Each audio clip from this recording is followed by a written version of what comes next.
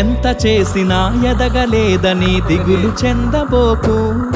ఆ లోపమేడుందో మనసు దీపాన్ని పెట్టి నువ్వు వెతుకు. అతుకులమయమని ఎక్కిరించకు బతుకు పుస్తకాన్ని, అది చితిలో కూడా బోధించునురా ఏదో అర్థాన్ని. రాదురా ఏ విజయం నీ కోసం నా కోసం, ఎటుపోదురా నువ్వు చేసిన కష్టం ఎప్పటికైనా సొంతం.